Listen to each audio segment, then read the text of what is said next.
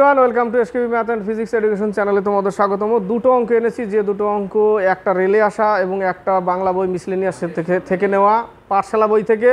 যে অঙ্কটা হয়তো করতে গিয়ে অনেকের সমস্যা হতে পারে, যেন সমস্যা না হয় এই টাইপের অঙ্ক যদি আসে পরীক্ষার হলে খুব সুন্দরভাবে সমীকরণে এত সুন্দরভাবে এবং সহজভাবে বোঝাবো অঙ্কটা, আশা করি বাচ্চারাও বুঝতে পারবে। এবং তুমি যদি না করে থাকো, না বুঝে থাকো, বা কোনো প্র্যাকটিস করতে গিয়ে যদি অঙ্কটা ছেড়েও থাকো, আশা করি আজকে দেখলে অঙ্কটা তুমি করে দেবে। তো স্কিপ করবে না, দেখতে থাকো। প্রথম অঙ্কটা বলেছে, যেটা আমি শর্ট ভিডিওতে দিয়েছিলাম, কিন্তু অঙ্কটা আমি খুব সিম্পলভাবে করছি। দেখো, কোনো দ্রব্য 1060 টাকায় বিক্রি করলে যে লাভ হয়, 1060 টাকায় বিক্রি করেছে, এটা হচ্ছে সেল প্রাইস, তাই না? এটা বিক্রি করেছে, বিক্রি করলে যে লাভ হয়, তার মানে এর মধ্যে ক্রয় মূল্য আছে প্লাস লাভ আছে, দুটো মিলে বিক্রয় মূল্য, এর মধ্যে লাভটাও আছে এর মধ্যে। তো ধরে নিলাম আমি X টাকা হচ্ছে আমার সিপি, মানে ক্রয় মূল্য। তা আমি যদি 1060 টাকা থেকে আমার ক্রয় মূল্যটা বাদ দিই, তাহলে বাকি কি পড়ে থাকে? লাভ পড়ে থাকে, লাভ পড়ে থাকলো। এবার বলেছে কি, তা ওই দ্রব্যটি 950 টাকায় বিক্রি করলে যে ক্ষতি হয় তার থেকে 20% বেশি। অর্থাৎ যে লাভ, এখানে যে লাভটা, সেটা হচ্ছে 950 টাকায় বিক্রি করলে যে ক্ষতিটা হয় তার থেকে 20% বেশি লাভ। এই লাভটা যতটুকু লাভ আছে এর মধ্যে, ঠিক আছে? তাহলে 1060 টাকা মাইনাস X টাকা ইকুয়াল টু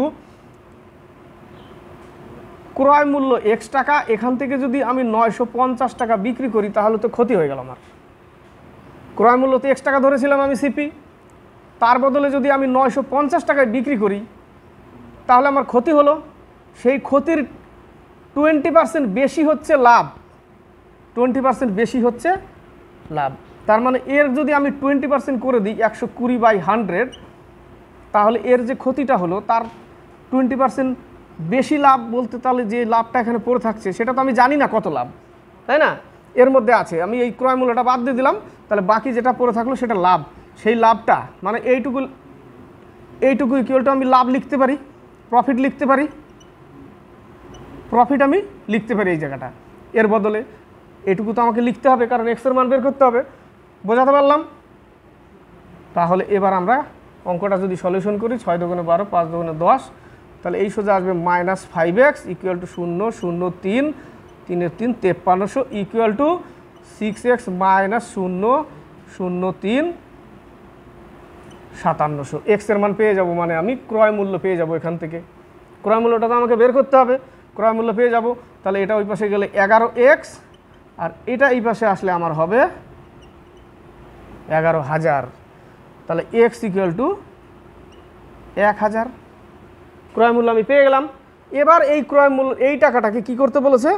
এই টাকাটাকে 20% লাভে বিক্রি করতে বলেছে। লাস্টে ওই দ্রব্যটি কত টাকায় বিক্রি করলে 20% লাভ হবে? বিক্রয় মূল্য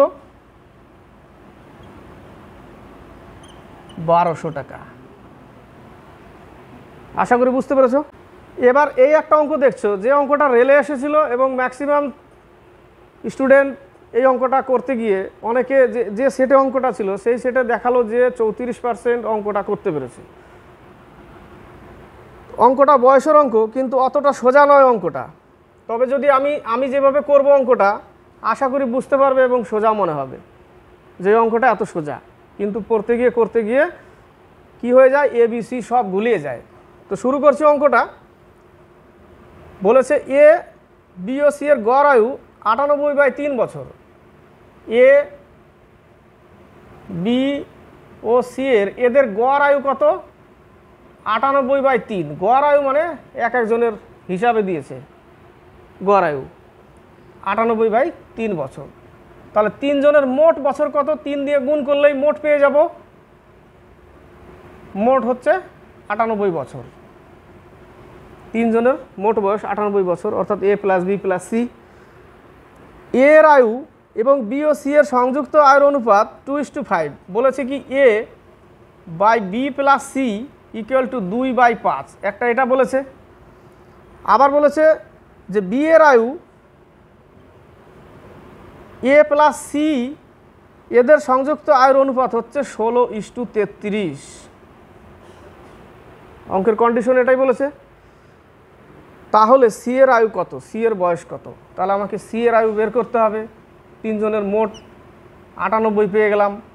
তো তিনজনের মোট যখন 98, প্রথমেই বলেছে যে এ is to B plus C, এদের অনুপাত দিয়েছিল কত, 2:5।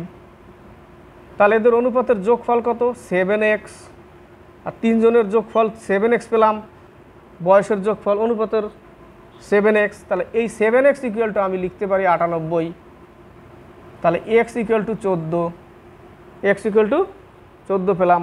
তাহলে এখান থেকে আমি এর কত, এ হচ্ছে 2x, আর এদের দুইজনে মিলে কত, 5x। তাহলে এর বয়স কত, এ হচ্ছে 28 বছর পেয়ে গেলাম। কিন্তু বি প্লাস সি পেলাম কত আমরা, 5 14 70। বি প্লাস সি, সি এর আয়ু বের করতে বলেছে, কিন্তু এর মধ্যেই আছে সি এর আয়ু, কিন্তু আমাকে বের করতে হবে। সেকেন্ড কন্ডিশনে কি বলেছে, এটা সেকেন্ড কন্ডিশন এই জায়গাটা, এখান থেকে আমাকে সি এর আয়ুটা বের করতে হবে। তাহলে ধরে নিলাম বি এক্স। এবার 70 থেকে যদি আমি এক্স বাদ দিই তাহলে এটা সি পরে থাকলো, সি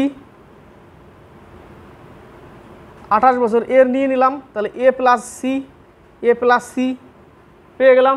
নিচে এটা লিখলাম এ প্লাস সি, উপরে বি লিখলাম এক্স বছর, 70 থেকে মাইনাস এক্স করলাম, তাহলে সি পরে থাকলো।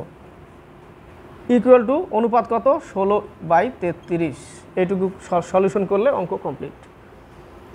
তাহলে আসবে কত, 33x ইকুয়াল টু 16, 28 এর সাথে গুণ করতে হবে,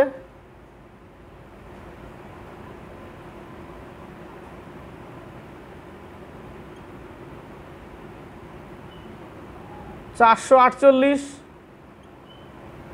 প্লাস 16 সাথে 70 গুণ করতে হবে 0, 6 সাথে 42, 2 4, 1120 মাইনাস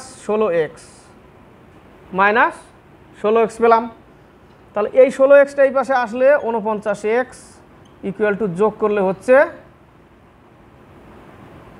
1568 আমি যোগ করে পেলাম। 1568কে ভাগ করলে কত পাচ্ছি আমি, 32 দিয়ে ভাগ করলে কেটে যায়, কাটাকাটি করে নাও 32। তাহলে এক্স এর মান আমি 32 পেলাম, তাহলে বি এর মান পেয়ে গেলাম আমি 32। তাহলে বি হচ্ছে 32 বছর, কিন্তু চেয়েছে আমার সি এর বয়স। তাহলে 70, দুইজনের মোট বয়স কত ছিল, বি আর সি 70 বছর। সেখান থেকে যদি আমি 32 বাদ দিই তাহলে আমি সি পেয়ে যাব, তাই না? যদি বাদ দিই 38 বছর হচ্ছে সি হচ্ছে 38 বছর। অঙ্কটা দেখে মনে হয় অত সহজও না, আর অঙ্কটার ট্রিক্সেও আসবে না। অঙ্কটার বেসিক ক্লিয়ার যার, সেই নামাতে পারবে, এবং সমীকরণ যদি বানাতে পারে তাহলেই অঙ্কটা আসবে সহজে, তাছাড়া অঙ্কটা আসবে না। ভালো লাগলে লাইক শেয়ার অবশ্যই করবে। অঙ্কটা রেলে আসা অঙ্ক।